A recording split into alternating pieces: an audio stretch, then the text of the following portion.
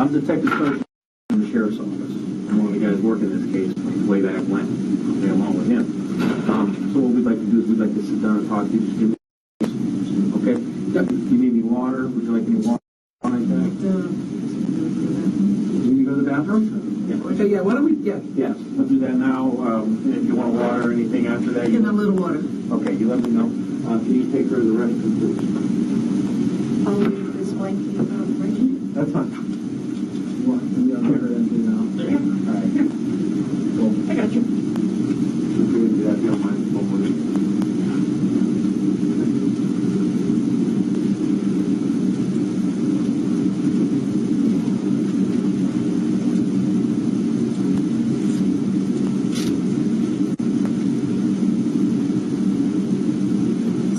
There's that.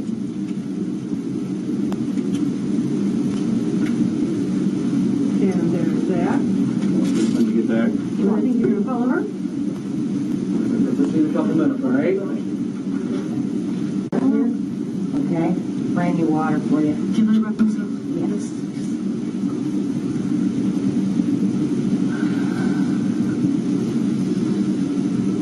Go ahead. Thank you, Joe.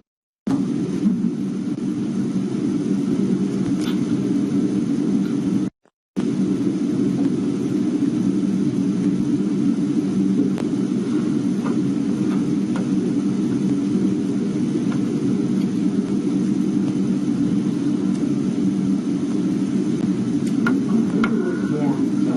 Cold night today. You cold too? Cold. It's cold in the whole facility. I don't know about anywhere else, but It's me neither right now. I'm still cold. it's just cold from being outside. Cold. Yeah. After a while. Yeah.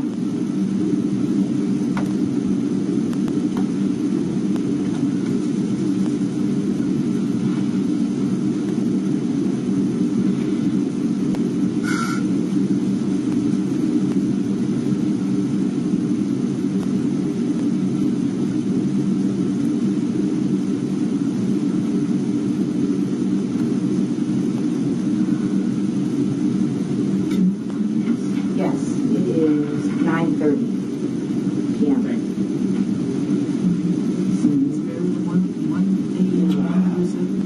Thanks, Joe. Make sure that's good. Okay. All right. All right, It's a little chilly in here, isn't it, Chris? Again, he introduced himself, but this is my Sergeant sergeant. Chief, Sheriff's Office. All right. I'm sorry, I didn't get your name. Sergeant Mike. Call me Mike. Mike. How about that? If that's okay. Sergeant Mike. Yes, is that okay with you? I've known him for a very long time, and he may not be quite as nice as me, but he's still a really nice guy. I can tell. Okay. I get Chris, it. what we do is we record everything, so I'm just letting you know this thing's running. Okay. Now, before we even get started, okay, again, like I said, from way back when, in 2007, I was working this case, okay, and there's been a lot of time in between, all right? 11 years. Yes, exactly. But what I want to talk to you about before we even get started is I want to make sure you understand that we're going to treat you fairly, okay? I'm not sure about, Brazil and how things go down there, but up here we're going to do things exactly how we're supposed to, okay? And I'm sure Bill has told you that. Yes, Okay. yes. Now, it's my understanding from what I hear that while you were on the plane ride up here, you gave these guys a statement about what happened. Is that Yeah, partial. partial Yes. statement? Okay, great. Now, what I want to ask you now is, and I want to make sure that you don't have to talk to us. Okay, that's first and foremost.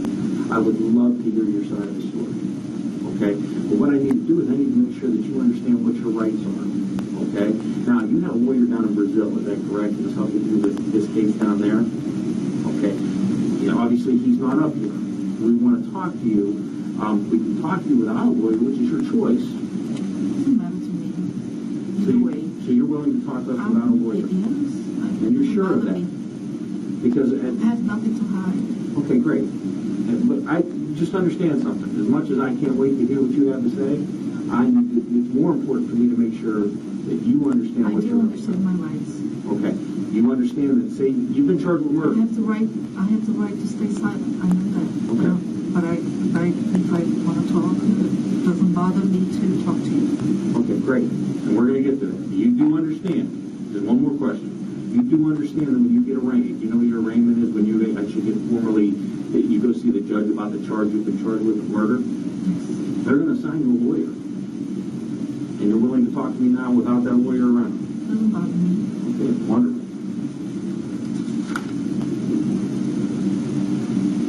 So I will tell you, Chris, I haven't told him everything that we talked about. Yeah, because you haven't had the time. It was very short. That was an 8-hour flight. We put a lot of time in that airport. So, And I haven't told you 10% of this is the paperwork that I told you. Remember when Tony and I were in the plane talking to you, and we said that we would have, there were some things that we had to do that we couldn't ask you questions? Yes. So this is the paperwork that has to be done before we can ask any of those follow-up questions. Yes, I understand. Okay. Again, you'll see this is much different than how they do things down there. Everything is, everything is out in the open and above board, and nobody was trying to trick anybody. Yeah, that's the one thing we need to make sure of that. We are not here to trick you, okay? We are here to make sure, you know, I don't know, again, I'm kind of interested to learn how things are in Brazil, but we Ask don't. me any question. We're going to, believe me, I'm going to ask you so many questions that you're going to be tired of me by the time we finish.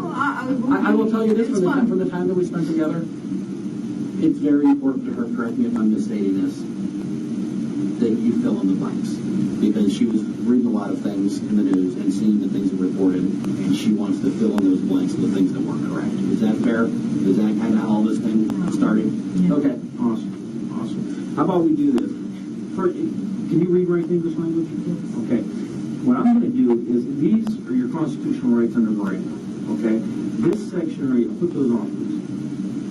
This section right here, from here to here, those are your constitutional rights. And what I'll do is I'll read those to you, and I'll ask that you follow along. Sure. You'll see at the end of each sentence there's a blank space. What I want you to do is put your initials there if you understand Absolutely. it. If you don't understand it, ask me and I'll be more than happy to explain it. Sure. Once we get through that, when we get down here, this paragraph is called the Waiver of Rights. And again, I'll read that.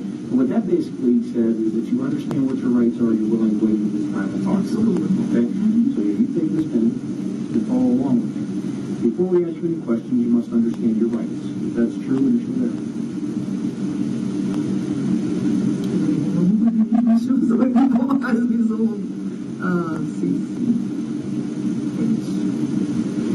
You have the right to remain silent, which you already told me you knew.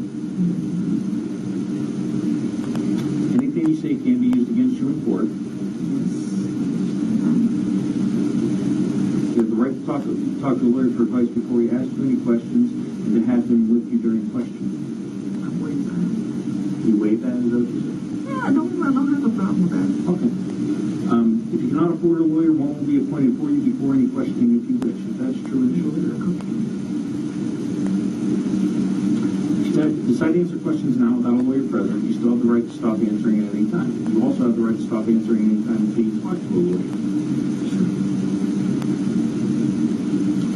Now, this is the Waiver of Rights. I have read, or have had read to me, the statement of my constitutional rights, and I understand what my rights are. I'm willing to make a statement and answer questions. I do not want a lawyer at this time. I understand and know what I am doing. No promises or threats have been made to me, and no pressure or coercion of any kind has been used against me. I therefore waive my rights and agree to make a statement. If that is true, please sign there. Yeah, that doesn't mean that I will not have a lawyer. You know, you will. Basically, this just means you'll talk to us right now without a lawyer present. Sure. You will get a lawyer assigned to you if you cannot afford one. Absolutely. And that will probably happen as soon as tomorrow. You got to sign that too.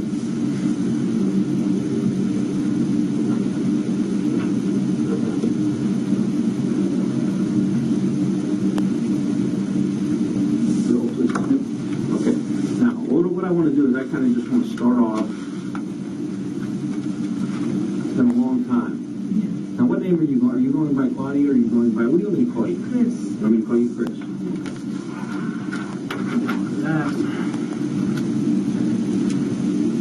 I'm going to start off just with today's date and time. I'm going to introduce myself. This is all for tape purposes, okay? I'll start out, I'll introduce myself, I'll introduce Bill, and I'll ask you to introduce yourself. Sure. Okay? And then what we'll do is, I'll ask you your date of birth, you know, that kind of stuff. And then what we're going to do is we're going to get into what happened 11 years ago. Okay. I mean, it's been a long, long time. Okay? Today's date is Wednesday, January 17, 2018. The time is 9:36 p.m. Speaking Detective Sergeant Mike Dinucci with the Trumbull County Sheriff's Office. We're currently in the investigative division of the Sheriff's Office. Also present in the room from the U.S. Marshal's Office, Bill Bolden. Bill, for voice recognition purposes, please state your name. My name is Bill Bolden. I'm a senior inspector with the U.S. Marshals. Great, thank you. And we are sitting here with, please state your name. Claudia Christina Hoerig. Claudia Christina Hoerig. Now, Claudia, you are here. Chris. Chris. She likes Chris. I'm going to call you Chris. You are here right now. You've been charged, almost 11 years ago, you were charged here with the murder of your husband. His name was Carl Harris, is that correct? Yes. Okay, now, in the meantime, you just now came back on a plane from Brazil, is that Yes, true? that's true. Okay. Now, where you were living in Brazil, do you have an address down there where you were living? Yeah. What was the address? CLSW 504, Block A, apartment 145. The name of the town is Sudoeste. The name of the city is Brasilia. That's quite an address. It's quite an address. That is quite an address. I've been there for 2 days, that's all the address. It's hard to... That's quite an address. Yes. Chris, what's your date of birth? August 23, 64, Can I make sure I'm old? 53. And you were a U.S. citizen. Do you have a Social Security number? You know what your social is? 127764599. Wow. That is an amazing memory. How did you do that? The number. She's impressed with the I'm numbers. shocked. She's impressed with the numbers the whole trip. She's a math person. She's a numbers person. You're like, No, that's amazing. That's shocking. I'm shocked myself now. Now, before we get into, I'm anxious to learn about what happened and how you ended up in jail down in Brazil, but we'll get to that. That's kind of towards the end. What we kind I've of, been talking for a month now. we're going to be talking for a while. Don't you worry. I got coffee over there, so I'll be good. But I kind of want to start at the beginning. I want to go back to March 15th, 2007. Okay, you're gonna start from the end. Well, yeah, the beginning of the end. Yes. Kind of, I Start think, backwards. It's gonna start backwards. It's not fair. I think in fairness, I think what you had already talked to Tony and I about on the plane, I think that would be a very good place to start, because that you hit a lot of the most important things that you wanted to tell us. Whatever you're Jumped comfortable. all over the place, so You did. I don't know if I would be able to repeat it. I have to help me. Well, here's what will happen. You can jump all over the place. You're allowed to do that. And then what we'll do is we'll try to rein you back in. We'll try to bring you back in and try to make sense of it. I like to, the way I find over the years is I like to talk, if we talk in order, like say the day that this happened, and kind of move forward from there, that seems to jog the memory fairly well. But if you can tell me whatever you want to tell me, and then we'll go back and we'll go through it. What would be easier for you? How about that?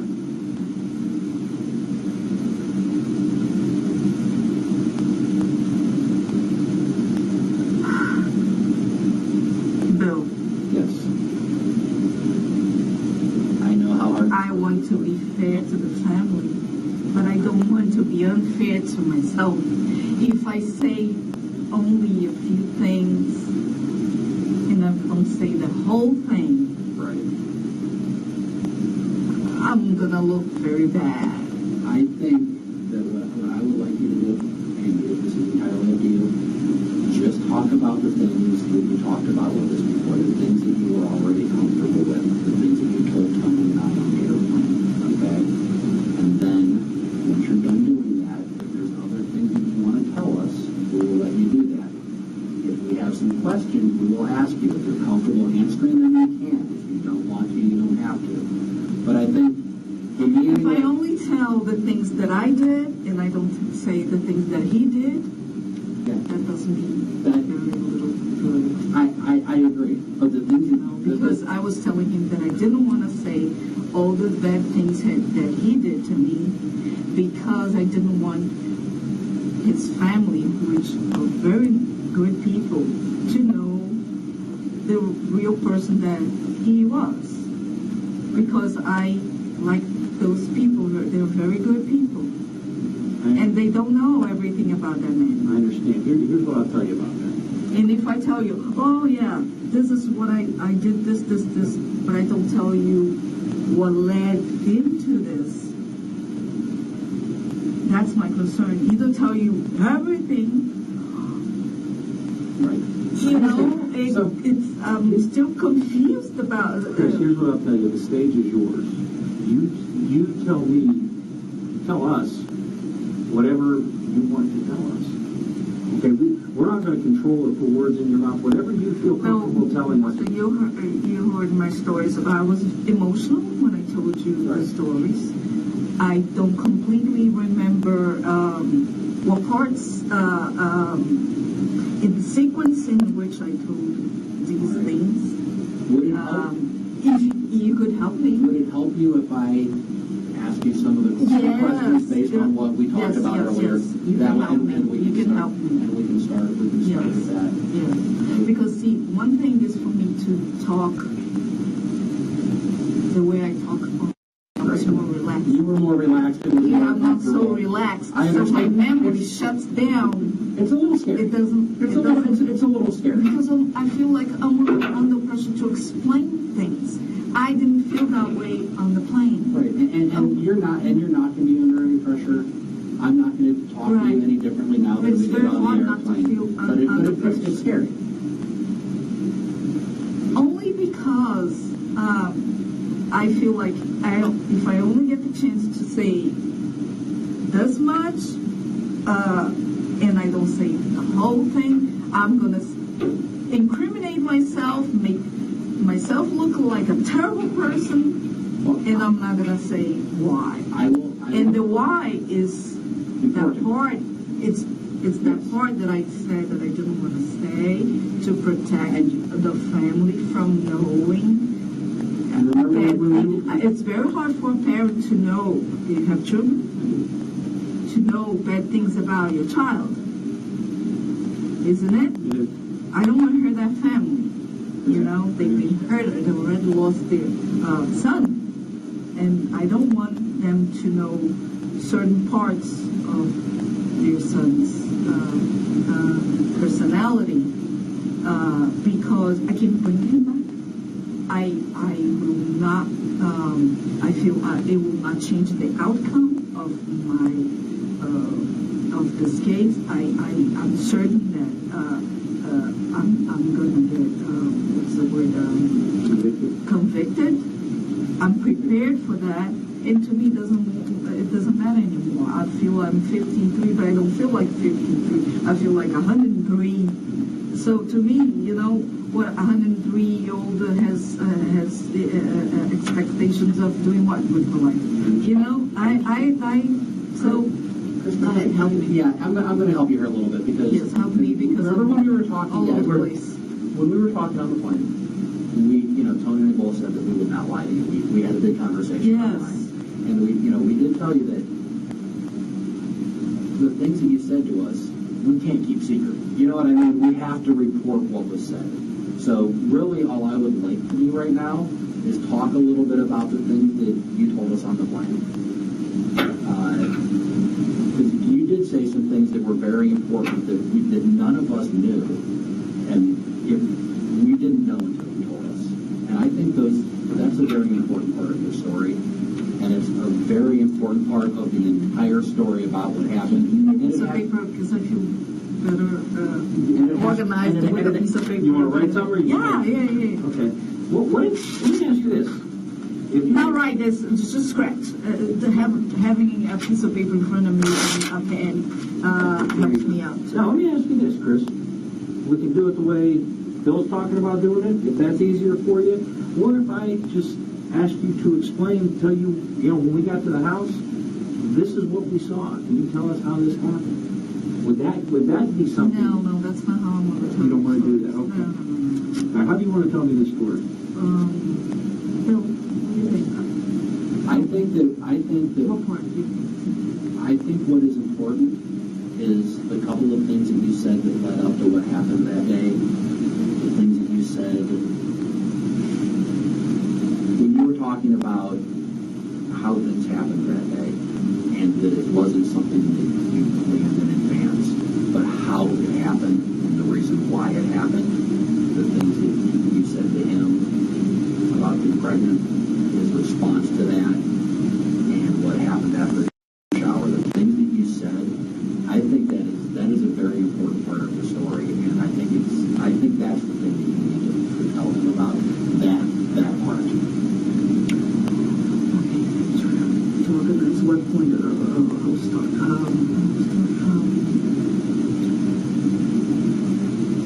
The point where the car, when I took the medicine. Yes, we did. So let's do this. Remember, when we were on the airplane, we were talking, Carl took you to the hospital. Remember, that's kind of how we started talking about things. Took you to the hospital for a mental evaluation because you had tried to kill yourself, is that, or thought about it? Well, that's a very summarized version. Right. The story's Long, yes. very long. But yeah, we met through the internet On a website. on a website. What was that website called? Match.com? I think so, yeah. And we dated for 2 months. 2 months. My glasses. Over the internet. He found me. I was in New York. He was here. He found me. And he put a lot of pressure on me to date him. I said, but why would I want to date a woman in New York? You know, I said, no problem, because I can, I'm a pilot, and I can work anywhere in the U.S. that I want, and there is a base that is about 1 hour from New York, and I can ask them to transfer me. This was from the Air Force. I can transfer, can ask to be transferred to there. And I really said, well, I don't remember exactly what I said, but he said, I can prove to you that I can be, just tell me what day you want to be there, and I'll be there. I think I told him today or tomorrow, the next day, and he was there. Showed up. Did he fly up there? Yeah. So we met him that day. I met him that day, and I was like, wow, this man is not lying. Pretty impressive. Yeah, I was impressed. Yeah, I was impressed. And he was a very good-looking guy. He showed up so well dressed up, and some hot pants, some looked like leather material. He was very well dressed, and I said, this man is very interesting. He's good looking. Why would he want it so bad?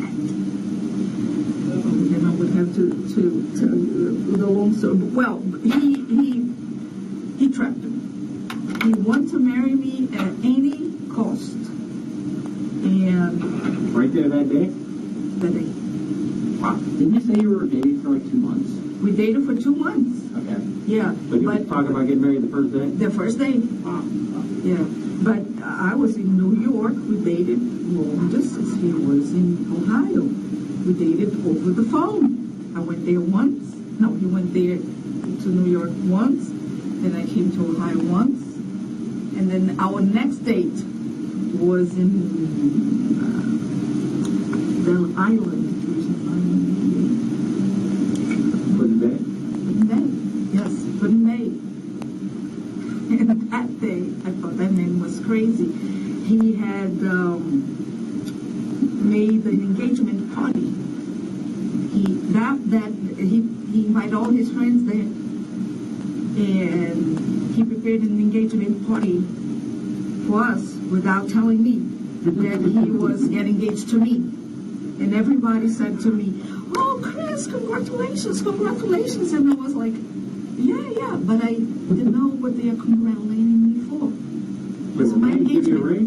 No, never gave me a ring ever. First was our party, our engagement party. Wow. Well, And that day he took us to put in May, his brother Paul drove us to the ferry. The buggy thing over there. And they were talking my wedding party. I didn't know it was my wedding party they were talking about. He planned the wedding without you. Yeah. It was bizarre. But I was 40 years old. It's like, this is the man that everybody ever dreamed of. If I don't marry him now, I'll probably change his mind. So I was pressured into it. So our wedding day, that was it. We met 3 times and then we were going to Las Vegas. wow. Wow. That was quick, wasn't it? That was good. That's what started everything. We started talking about that, and we were all looking at each other just amazed. That was Usually it's the other way around. Usually the women plan it real fast. That's usually the way it happens. No. He would put a lot of pressure into me. And the thing is that he didn't pay for a thing. He always forgot his wallet. Always. I paid for all the trips. My trip to go to Ohio from New York. What did you do for a living? I'm an accountant. No? Yes.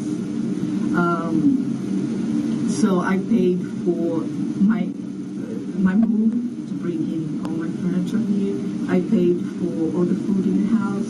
I paid for our wedding. I paid for everything in the house. So after we got married, he surprised me.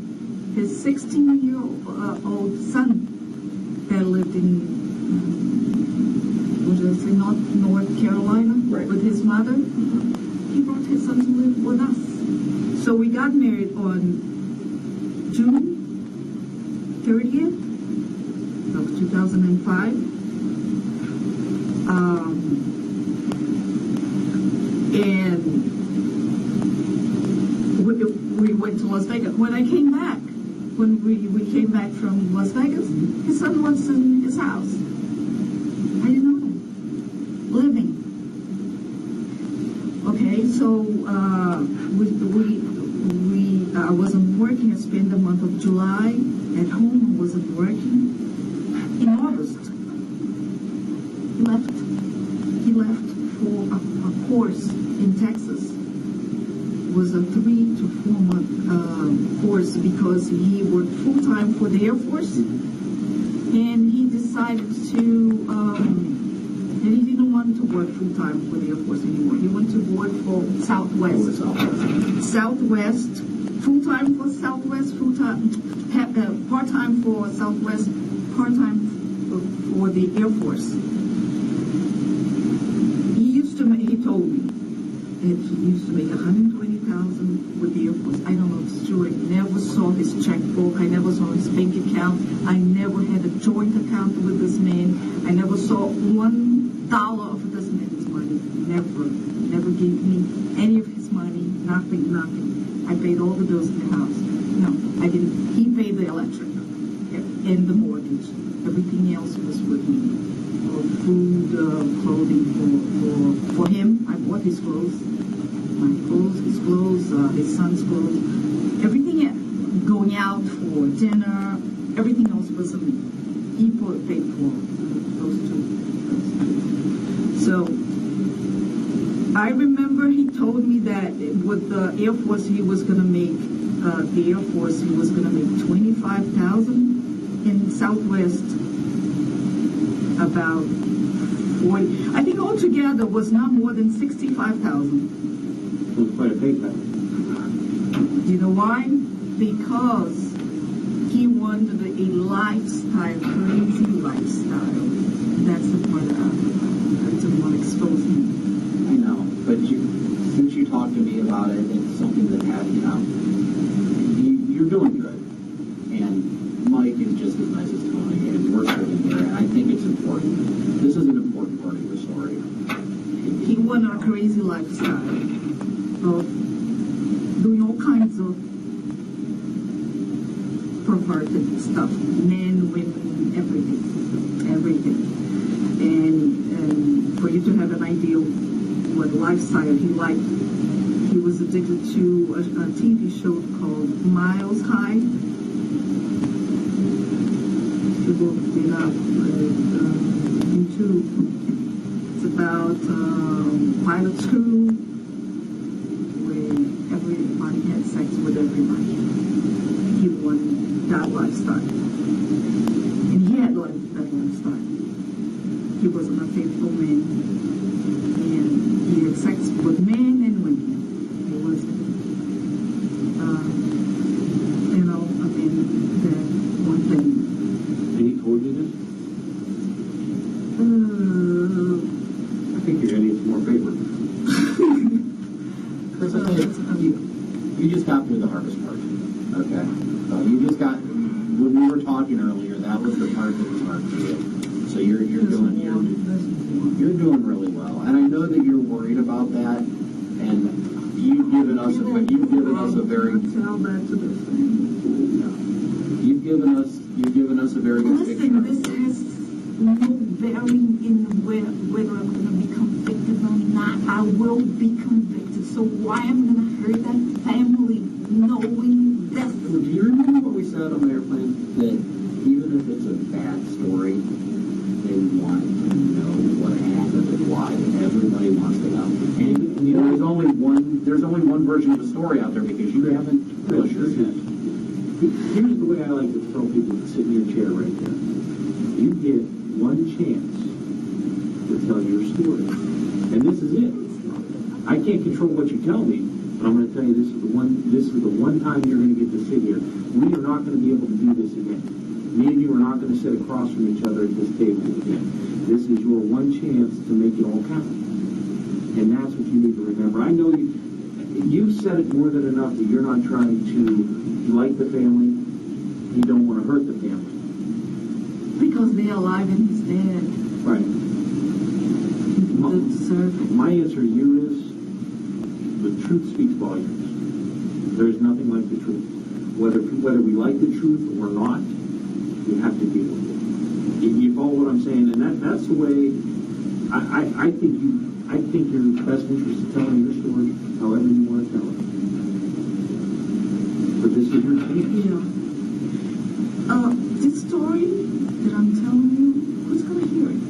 Judge? Absolutely. If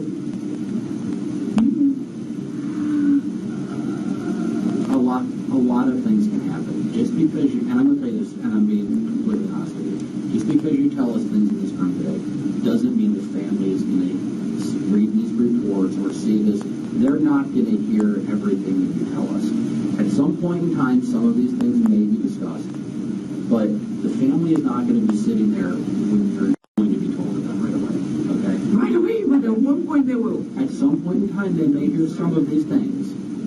And again, like I said, I already have to report the things that I heard because that's my obligation. That's my duty. So I'm going to have to report those things. So I would much rather, with Mike sitting here, hear them from you so we get it right. us hearing it from you probably helps people understand what ended up happening. You really enlightened me when we were talking, and I really want you to hear it. I really want you to hear what you told me. Yeah, I have to because the story is very long, has many parts to it. I have to summarize it because otherwise we're going to hear I'll tell you this, you summarize it, and then we'll go back and hit on the highlights. How about that? So the month of July we spent together. We married on June 30th, and we spent together July. Not really. As soon as we got married in Las Vegas, I paid for the whole trip. I paid for everything. But I didn't want to be married to him anymore. Right after you got married? Right after we got married. So I went back to New York. I went back to New York to my job. And because I lied to my boss, and I told her, I was so embarrassed to tell her I was going to marry a man like that I just met. I was so embarrassed, so I wasn't even sure it was going to. I was so pressured even to do this. At some point, I figured that I was going to tell him, let's wait.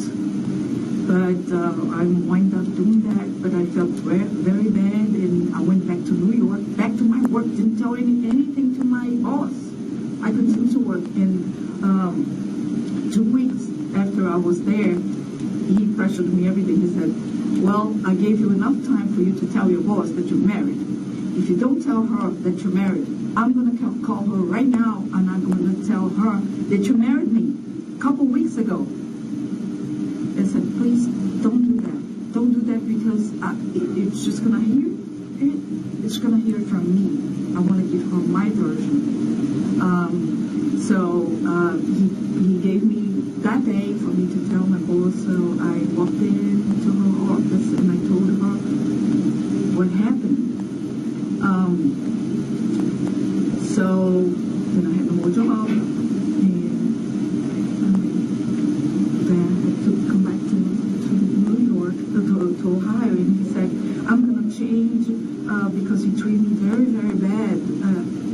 He was like very aggressive with me just because I saw I'm afraid of AIDS. And the day we came back from Las Vegas, I saw a lot of ants on the ceiling and on the walls, big ants. And I started screaming, oh my God, kill those ants. He said, you never scream in that house again. I don't like screaming, because you know what a soldier does when they hear screaming? They react. They start talking to me in a way that he never talked to me before. I saw kindness here in him before, and then all of a sudden he was a different person. He scared the life out of me. So I told him, I'm going back to New York. I'm going back to New York. So I went back to New York to continue to work, and then he forced me to my job. So I had no more job, and I had to, You come back. I came back to Ohio. Come back to New Falls. Yeah, and he said, he said something very interesting to me, beautiful words. He said, let's see if I remember. He said, you belong in here. Oh, I love those words. He knew the right words anyway. You belong in here. You are my wife, and you belong in here with me, by my side. I thought it was so, I love those words. They hit it the right way. I thought he was sincere. I thought he was really. And so you came back, and how long after you came back did you start? You said you started working at a CPA. CPA. Yeah, it was about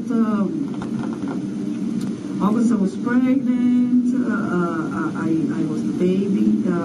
Probably October. Okay, so you started working there in October. Yeah. How long had you been working there before you ended up going into the hospital and you lost that job? How much time was that? Well, that was in February of 2007. That was almost 2 years later. Oh, 2 years later. Okay. 2 years later. So you were working there for a while. You were at the county firm, and what led up you to go to the hospital that night? Yeah, let me tell you about the pregnancy first. Okay. So in July, we were July of 2005, we were newlyweds, right? And his son was living with us, and in August he decided to leave to go to Texas to take a flight course to work with Southwest, and he left his son with me for 3 to 4 months. Now, is this at the house in New Falls? Yeah. Okay. His son never saw me before. I never saw him. He didn't know it was a serial killer.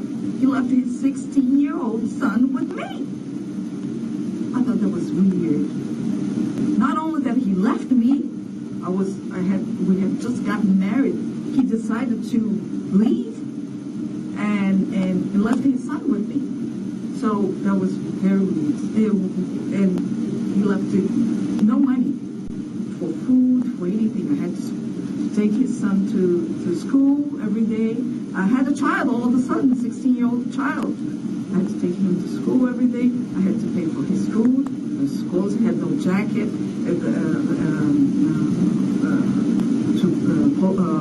coat jacket, nothing. I had to take care of that boy, and I did. And in the beginning, he didn't like me because he didn't know me. But we only had each other. We became close. But at some point, he wanted to leave, and Carl started blaming me for his son to want to go back to his mother. And I said, no, you're not going to put that blame on me, because I have a tape that I recorded his son telling me that he wasn't going back to his mother because of me, but because of what Carl did that abandoned him with a stranger. And I have a lot of recording about my relationship between me and Carl on my hard drive in my computer that was in Newton Falls. The police has that. That shows his character, all the things that he did to me, how he screamed at me, how he cursed at me, how he abused me. That is all in there. Because in my first marriage, that was married before in New York to a doctor for 10 years, Tom, I had a lot of problems with his mother, and I got into the habit of taping conversations. So I had that habit. So I started taping my conversation with Carl, with everybody. Not with everybody, just Carl and his son. So that conversation's that hard drive. He had a subscription to a site called Hogtied. Do you know what that is? I'll tell you I do. You do. I looked that site up way back in 2007. He did that to me. You want to explain it? He forced me into, oh my God. Those are the things that he did to me. He forced me to do that. He forced me to play dead. He would only have an orgasm if I played dead. If I moved one muscle, he would lose his direction. So, in the beginning, when we were dating, we didn't have full sex because he wouldn't get any erection because he wasn't playing his weird games with me. Remember that he went one time to New York, and I went 2 times to Ohio. So we tried to have sex. The first time we couldn't because he couldn't get any erection. Then later on, I started using Viagra, right? But he didn't tell me. I found that in his little toiletry bag. So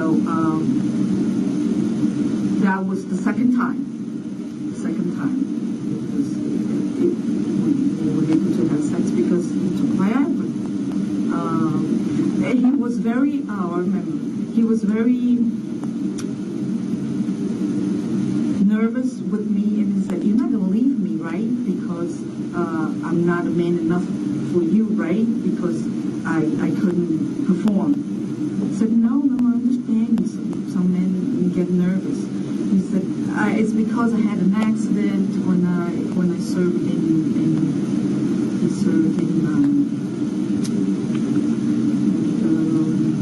country. I went once to Germany. I met a woman there, and she sat on my penis, and she broke my penis. Now my penis has this lump in here, and that's the reason why I have all this dysfunction. And I'm suing the Air Force. You can see that he's trying to sue the Air Force because I have an enlarged prostate and I have cancer. Oh my God, I have cancer. It's very nice of having cancer. And he tried to make up a lot of stories why he couldn't perform. But the truth is, he only started doing this hog tie to me after we got married. And I didn't like these games because, like I told you, I'm a very conservative woman. Yes. Right? So, but I went to leave him when he started with that. But then I said, gosh, I already lost my job. Starting, accounting for all the stuff that I Left in New York, that you lost, Yeah. then you gave up to move here. I gave up, So you yes. decided to keep trying. I'm going to keep trying. Maybe I'm too old-fashioned. Maybe I should be more modern. Maybe I'll get used to it. So he beat me, and next to the bed, police was there. Police could see the bed was here. Here's the door to the here's the door to the bedroom, and here this corner had box with things that he tortured me with, ropes,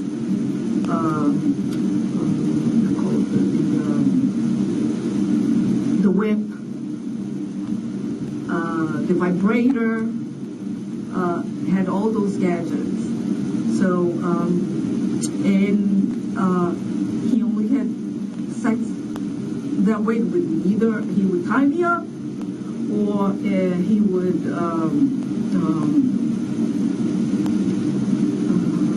I would have to play dead, or he would scratch his penis on my feet until he was bleeding. It was all weird stuff, and he made me walk around naked in the house on high heels all the time. It doesn't matter how cold it was.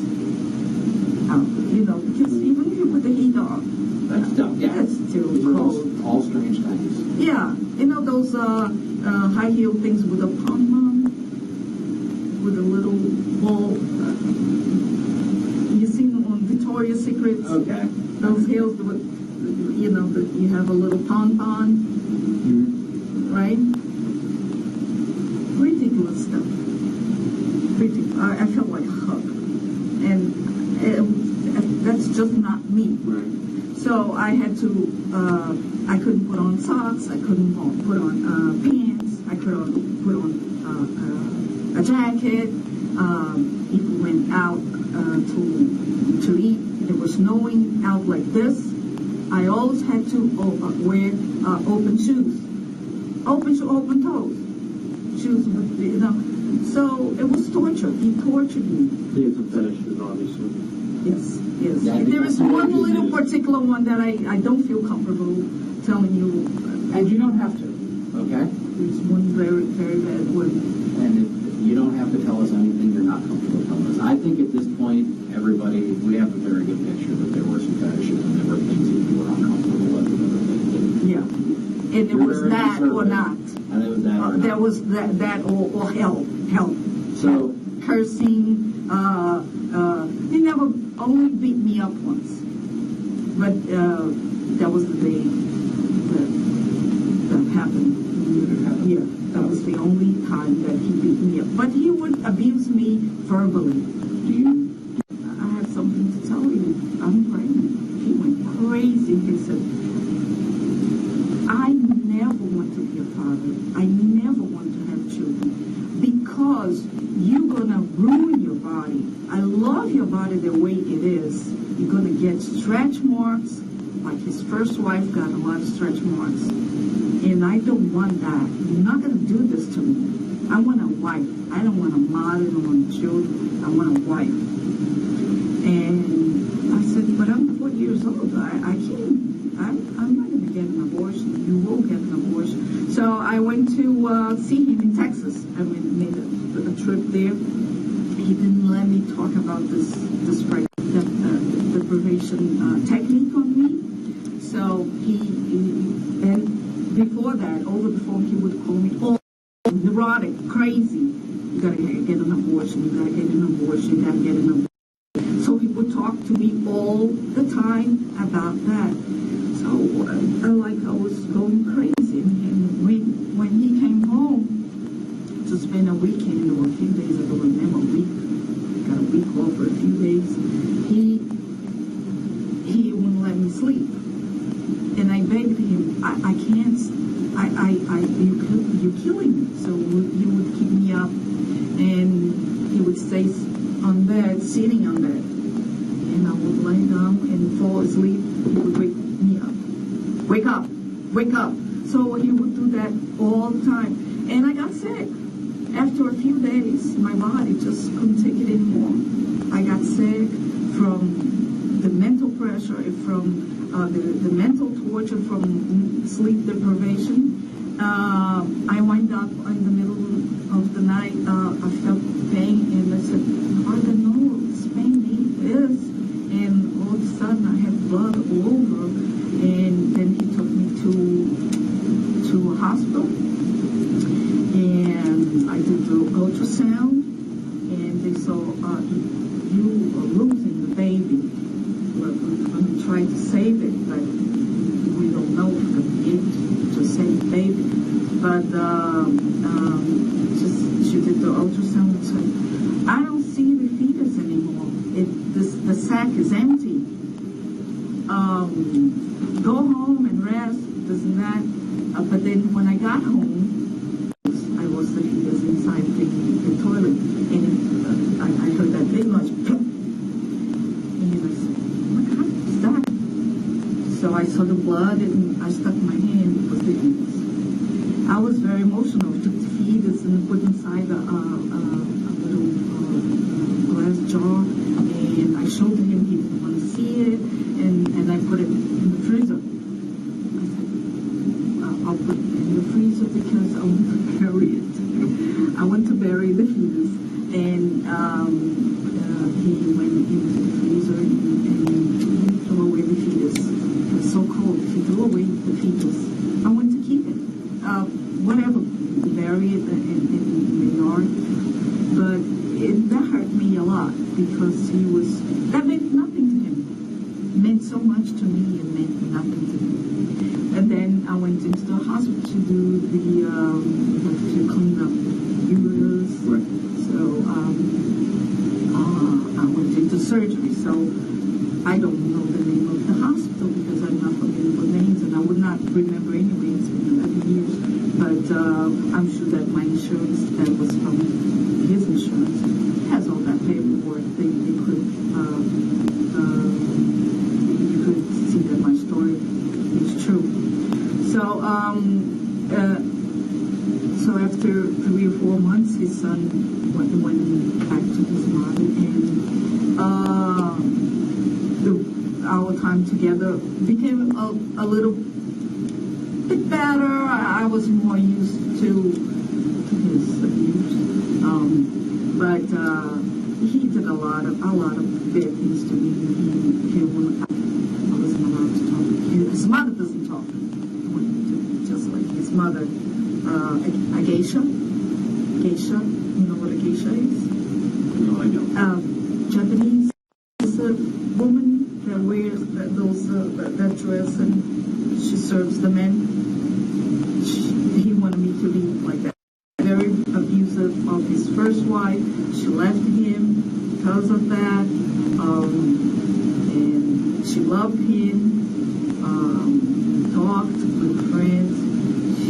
She said that to me. She confided that in me. His daughter also confided in me that he was abusive to his mom, to his first wife, and she left him. She asked him for divorce, and that was the beginning of his depression because he had aspirations of becoming a politician, and he felt that after that he couldn't be a politician anymore because he didn't have the perfect house, the perfect wife. And then after that, he had a second wife. There was a Peruvian woman that looked like me. That's why he married me, because I looked like his second wife. That he left her because she wanted to have children, and he simply took her out of his house and dumped her at the airport. So he ruined this woman's life. He got her to leave her job in France.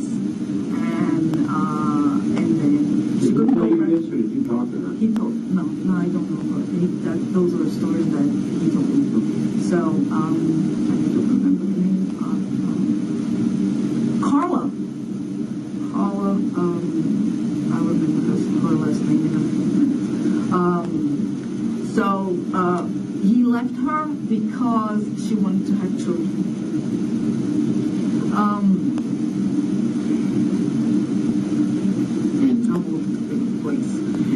He was abused toward women.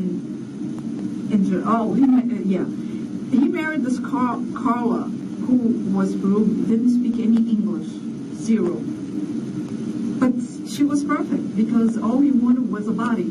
He didn't want a person for him to talk to. And what he didn't like in me is because I spoke English. He wanted a woman to be like Carla, wife number 2, that didn't speak any English and that he could. Why didn't he just keep her then? Because she wanted to have children. And I What told nothing to do with that. yeah, and I told him that I didn't want to have children.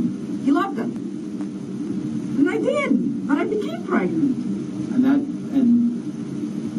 becoming pregnant the first time, based on what we talked about earlier, that becomes very important part of the story about what happened, because that becomes a very That's the important, center of that's the center of everything. That becomes a very important part of the story. That's about, the center. so you understand, The based on our pregnancy is the conversations center. early, that's very important about yes. what happened.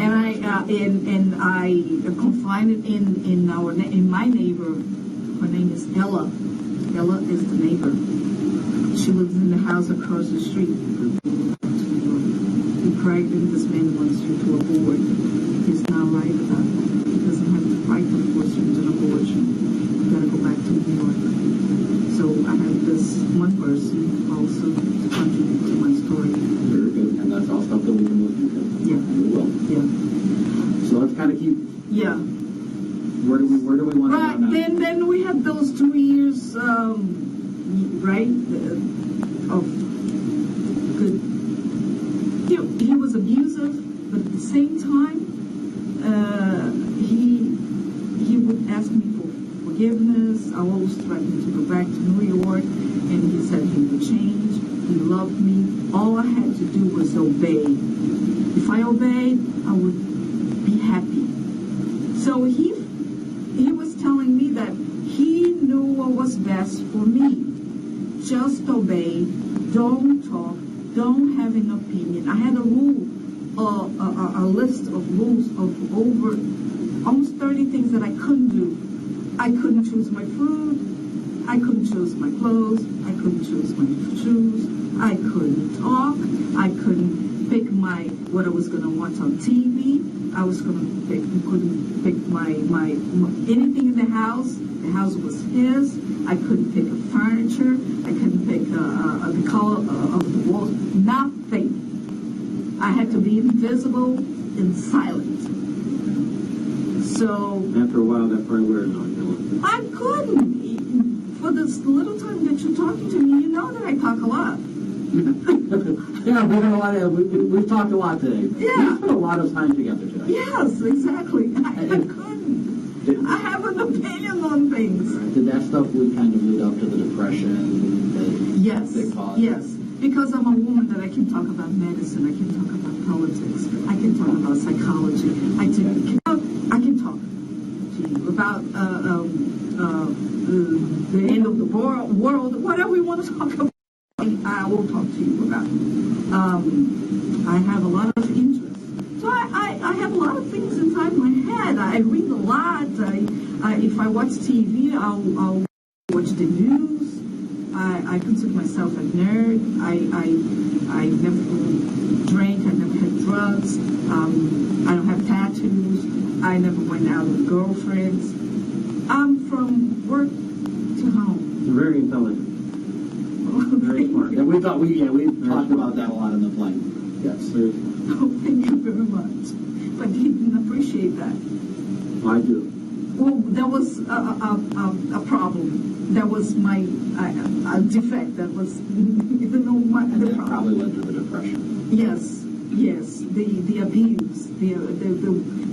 In the tapes on the computer, you see how he called me a bitch. Very bad words. When you see women, son of a bitch, words that I don't speak. These words are not part of my vocabulary. I'm conservative. I'm a religious person. So I'm not modern. I don't like to go out partying. I like to take care of my home, and I like to work. I always work at least 14 hours a day, and I always work 7 days a week. That wasn't a problem. I worked in the CPA firm, Right. 7 days a week. And I know that when we were talking earlier that when you lost that job, that was the thing that was the most devastating. So we had 2 years good. I got pregnant a second time about a year later.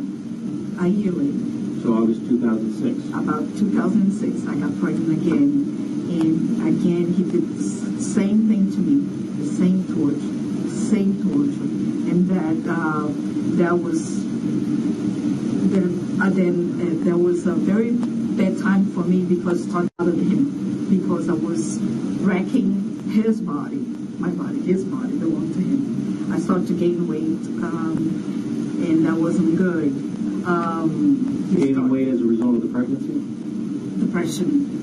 Of losing a baby for the second time, I became depressed. So you lose the second baby because the same things were going on as happened the first time, a year Exactly. prior. Yes. Okay. Yes. Then the He depression. thought I was purposely trying to get pregnant. I didn't even think I could get pregnant anymore because right? I didn't think I could get pregnant.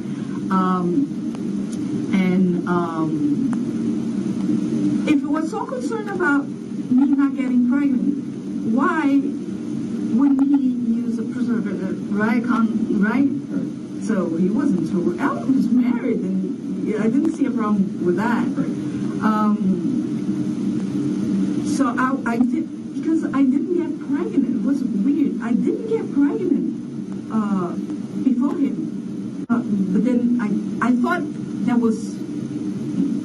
I think that happened once. That wouldn't happen again because it didn't happen. Now, like you told us earlier, there's medical records for the first time. Did you go to the doctor the second time? No. Okay, so in 2006 there won't be medical records. In 2005 there should be. There should be. Yeah. Right. And after that, things start spiraling out of control. Right. Yeah, but we kind of were. He was in love. All of a sudden, he was writing me little letters, calling me all the time. Things got better after. I think we got used to each other. The first year, it's not. Yeah, because you didn't date long, so Yeah. it took a while to get used to each other and get comfortable. Exactly. And his son left, which is the two of us. Right. We sort of dating, right? Then I got pregnant again, and he got very, very angry, and he Are we thought I was talking about setting. the third time now? Or No, the second time. And then,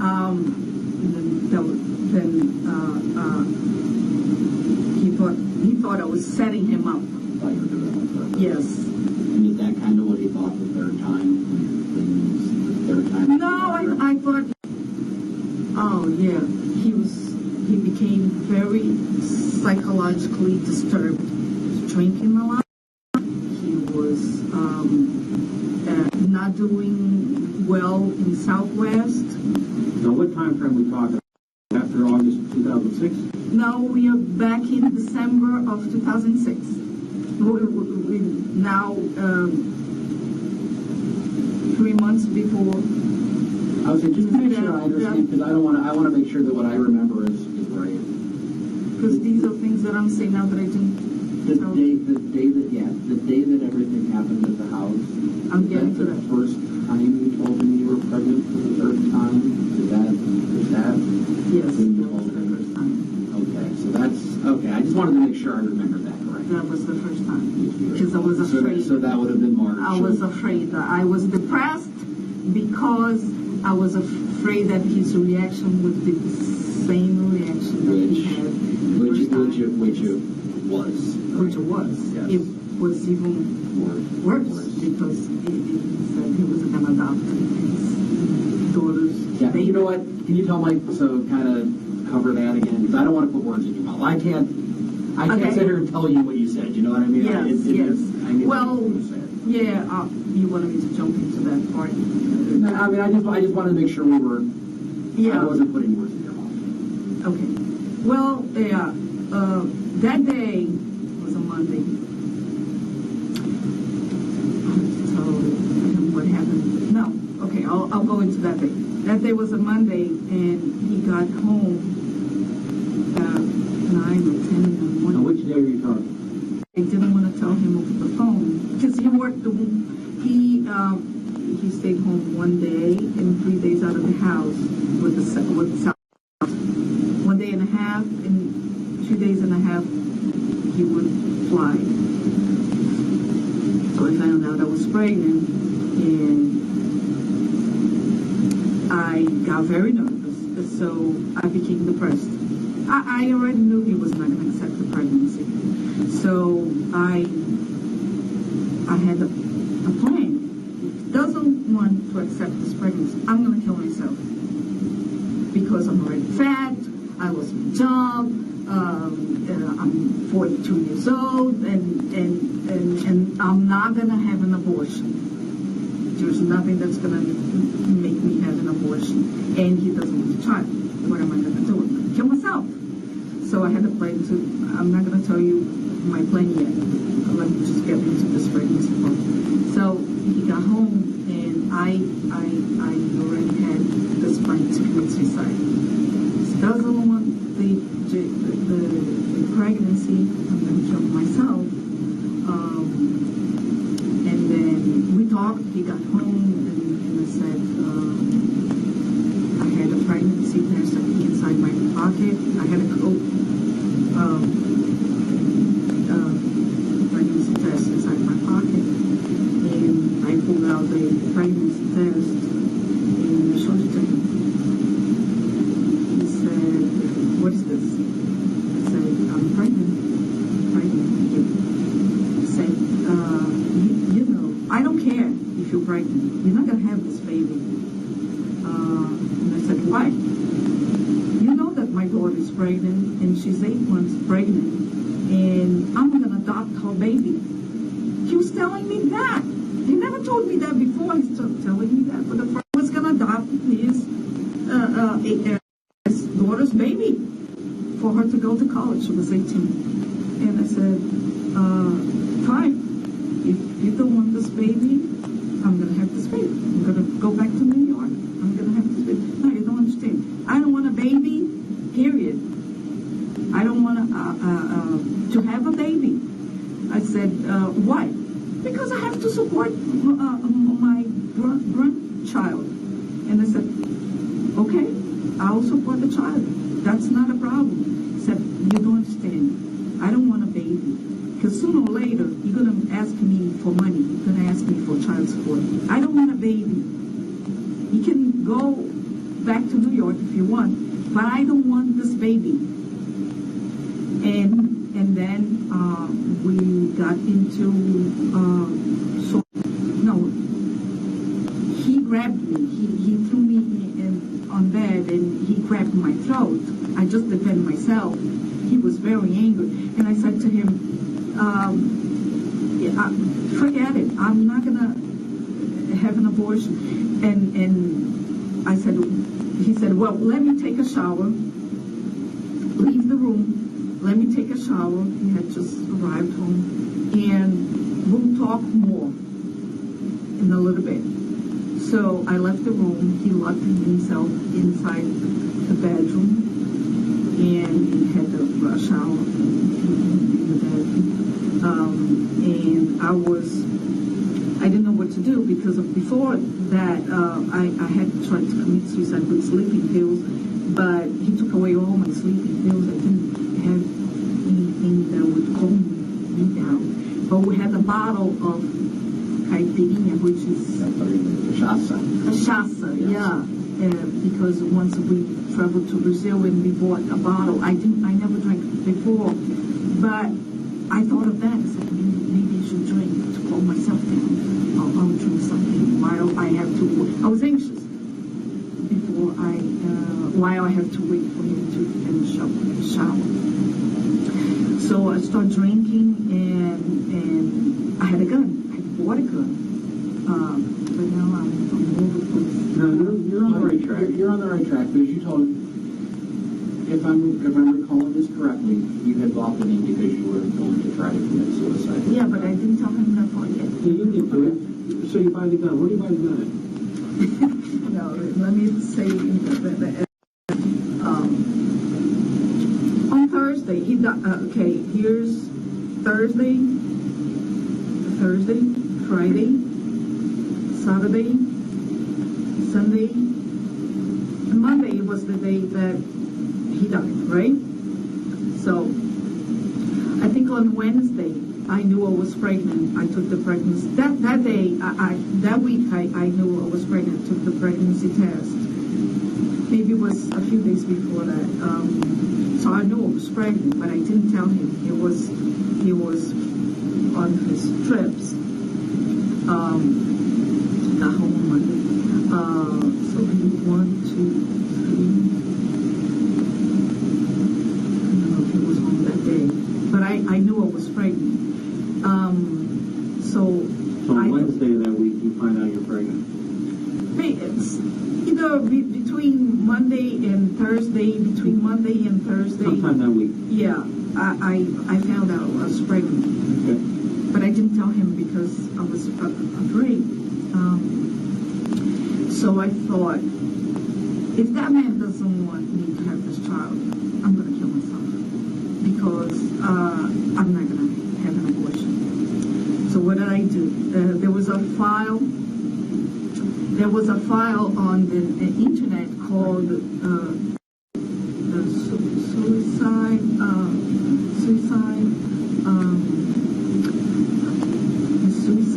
You told me you found us on ways to commit suicide. Yeah, and between the years of between 2004 or 5, it was all over the news that people could get on the internet a file that would tell all kinds of step by step how you could commit suicide. So you were searching the internet for possible ways to kill yourself.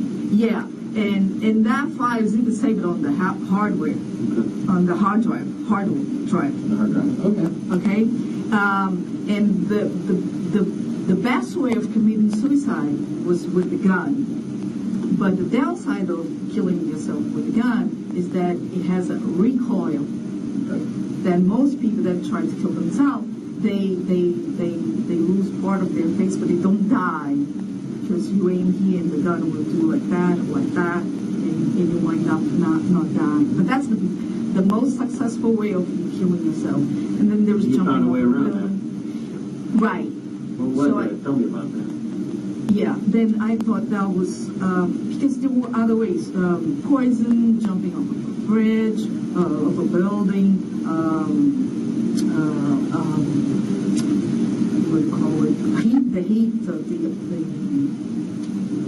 leave on the gas, the stove on, many ways. So I thought gun was a good way because they had guns. They sold guns in Ohio. That would be easy, right? And not so painful. So what I did, but I had a problem. The recoil thing bothered me because if I just get my face ripped off and I don't die, I'm in worse, right? So what I do, I went to the gun store. The gun store, right? Gun store. And I asked for a gun that was small enough for my hands, and I wanted it with the laser beam because I wanted to shoot to see what that recoil was. So they assembled it for me. Do you remember the name of the gun shop or where it was? It was not too far away from Newton If I said Slug Masters, would that sound about right? Slugs. Yes. So they helped me to find the right gun for my hand. I have small hands, and I said,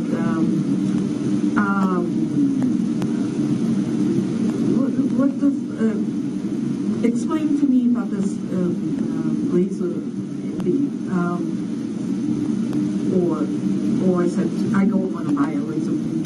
Just sell me the whole package.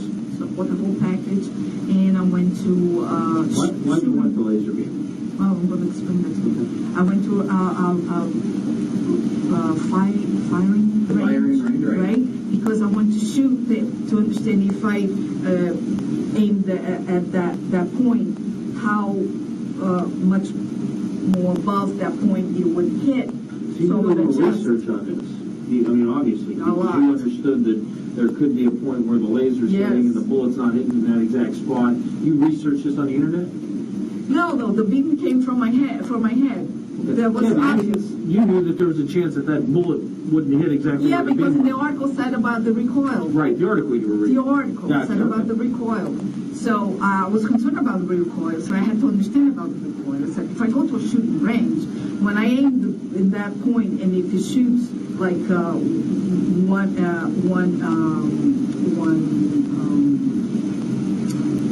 inch above or 2 inches, I will know how much I have to adjust it to lower it to hit where I want. So I did a few, I don't know how much ammunition I bought, but I was there for just 1 hour. And I became very good at it. It's not difficult. Okay. It's not that hard. So I was hitting the target, and I said, well, that's fine. Now, facing the gun that way, it's easy. What about facing the gun sideways? That's totally different. That's not going to work. How are you going to see where the laser's hitting? You see a little... If you do this, how do you see where the laser's hitting? No, you didn't get it. Yeah, because that's where I was. That's where I was fascinated when you told me about the thing. The laser beam is not for killing myself. The laser beam was to understand the recoil. What is recoil? She wanted to see if she pointed the gun. If I pointed here, Okay. it would hit here. I would understand how much I would have. If I want to hit here, actually I have to aim here. So the laser beam was for me to understand what is recoil, what's the distance. I get what you're saying. Okay. Not accurate, but I get what you're saying. Makes sense. We understand. You can't, here's what I'll tell you. Because I can tell you this now, you can't control recoil. Okay? But I only figured that out later after I did it. Okay, she actually told me that she figured out that if she couldn't It figure it out. wouldn't, we wouldn't. I actually teach that stuff. That's why I was going to teach you real quick. Right, so I said, that's not good. I just figured, I paid to learn that won't work. That won't work. That will be no good. So what I do? But you found out you were a good shot in the process. Yeah. I'm an athlete, so I'm good with the sewing. I'm very good with my hands, so I'm good from hands. So that wasn't hard at all. Shooting is not hard, at least not from at a range. So what did I do? I said, yeah, that's very, very, very easy to shoot straight, but not sideways. It's not gonna work. I don't know what's gonna happen with my hand. I cannot practice shooting that way. I can't. Yeah. So I went home, and my husband had tools to work with wood. He was an artist for that. So I went there, and I made a piece of wood. With a hole in the middle. And I think that I would screw that to a door frame. I went inside a closet. I did that in his daughter's room. I went inside a closet, and I screwed that in there. I cut a piece of wood that would be the size of the opening, right? I screwed that here. And you did that all yourself? Yep. And I got a seat. I said, and seat. And I measured that hole to be right here. Right here. So I measured it, and I screwed that in the frame. So I put a gun there. All I would have to do is pull the trigger, go right in here. Don't have to worry about the recoil. No record. Did you find that on the internet, or you No, I'm can't smart. believe yourself? No, come on. She did that on herself. Stupid. I'm not stupid. Well, Chris, here's what I'm going to tell you. Mhm. I'm going to sleep better tonight because for the last 11 years, I've been wanting to know exactly what that piece of wood was all about. Yes. that has baffled me for years. No, come on. Not something you see every day. But there's a chair right there. Yeah. Okay, let's get back to We'll talk about this again. We'll talk about We'll it. go back to that, Eric. But now I can sleep. Okay. So my plan was never, not for one single minute, to kill anybody. I swear to God, there was not for a single minute I thought about it. But that man was stupid enough when he saw me, when he came out of that bedroom, that he saw me. I was drunk. I waited for him for almost 1 hour. I was So drinking. while he's in the shower, you're drinking. I'm drinking. He gets out of the shower, comes out of the bedroom, what happens?